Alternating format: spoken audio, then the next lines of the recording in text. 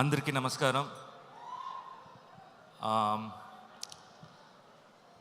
India మొత్తం తిరిగేసి cinema release దగ్గర వచ్చేసరికి మీ దగ్గరికి వచ్చాము హైదరాబాద్లో.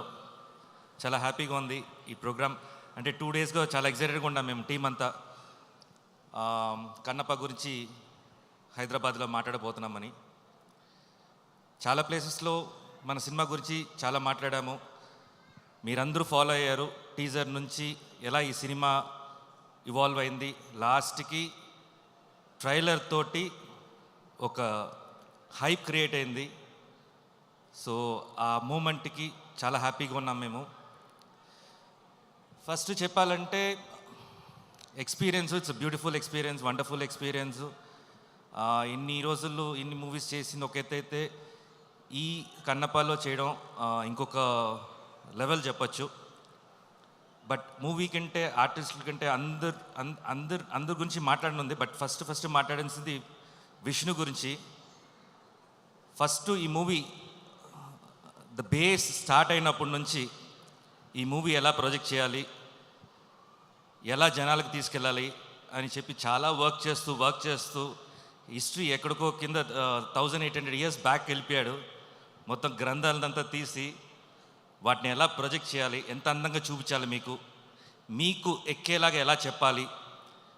ఈ త్రూ అవుట్ వర్క్లో నేను మిడ్లో జాయిన్ అయ్యాను అనుకోండి, but I can understand his hard work. ఒక మ్యూజిక్ కానీ, ఒక సీన్స్ కండక్ట్ చేయడం కానీ, ఆర్టిస్ట్ సెలెక్షన్ విషయంలో కానీ, ఇంతమంది స్టార్ హీరోస్ని ఒక మూవీలో ఈ రోజుల్లో తీసుకురావాలంటే అంత ఈజీ కాదు అది.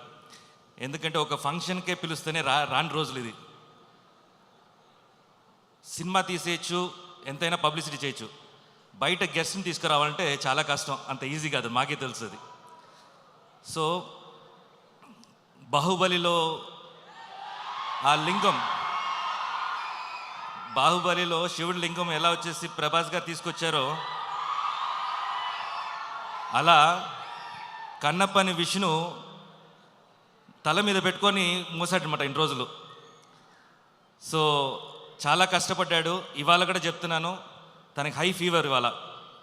అయినా అక్కడ వచ్చేసి ప్రోగ్రామ్ కంటిన్యూస్ కావాలి. ఎందుకు high fever? Through out the month morning ఒక్క స్టేట్లో ఉంటే ఈవినింగ్ ఇంకో స్టేట్లో ఉంటాడు. బ్రేక్ఫాస్ట్ చెన్నైలో అయితే బెంగళూరులో లంచ్ ఉంటుంది. సో అలా తిరుగుతుంటాడు అన్నమాట ఈ మూవీ కష్టపడి. So always we're there with you Vishnu. మా సపోర్ట్ ఎప్పుడు ఉంటుంది మీకు, ఎనీ మూమెంట్. అండ్ ఈ మూవీ చాలా పెద్ద సక్సెస్